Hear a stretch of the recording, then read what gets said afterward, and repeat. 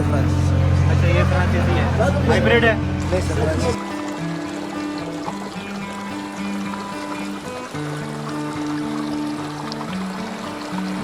अस्सलामुअलैकुम। आज हम जा रहे हैं बाशू वैली। बाशू वैली जाने के लिए आपको स्कर्दू से जाना पड़ेगा जगलोट रोड के ऊपर तकरीबन 50 किलोमीटर। 50 किलोमीटर के बाद वहाँ पे आएगा बाशू जीप पॉइंट, जहाँ से आपको अपनी गाड़ी छोड़ के 4x4 टोयोटा जीप लेनी पड़ेगी, जो आपको 1 घंटे के अंदर ऊपर लेके जाएगी बाशू टॉप, आखिरी गांव जिसको सुल्तानाबाद कहते हैं। अभी हम बाशू के रास्ते में हैं। ये हम एक लकड़ी का पुल क्रॉस कर रहे हैं, जो कि खूबसूरती है बाशू वैली जाने की। ये सामने हमारे बाशू आबशार है और हम इंडस को क्रॉस करेंगे। बाशू वैली जाने का रास्ता बहुत खूबसूरत है। रास्ते में कई गांव आते हैं, आखिर में आता है सुल्तानाबाद।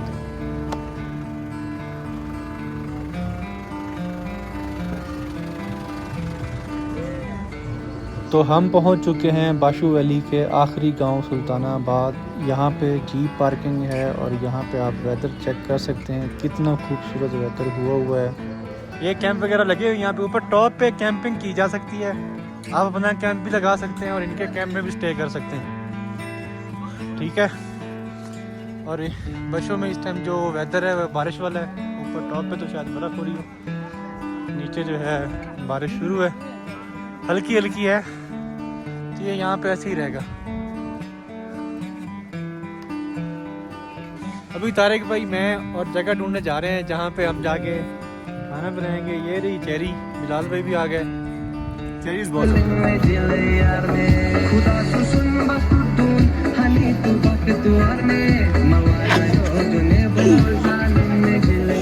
आपका नाम?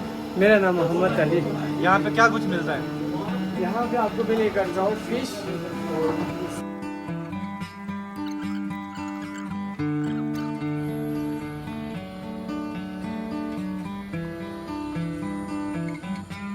बाशू वैली में हम इस टाइम मौजूद हैं और हमने अपना बनाया खाना।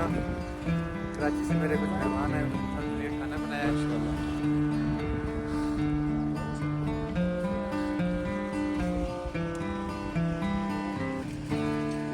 बाशू वैली इस टाइम स्कर्दू की टॉप ट्रेंडिंग लिस्ट में चल रही है। आप जब भी स्कर्दू आते हैं अपने प्लान के अंदर बाशू वैली को ज़रूर शामिल करें। बाशू वैली बहुत खूबसूरत जगह है। दूसरा फेरी मेडोज़ है।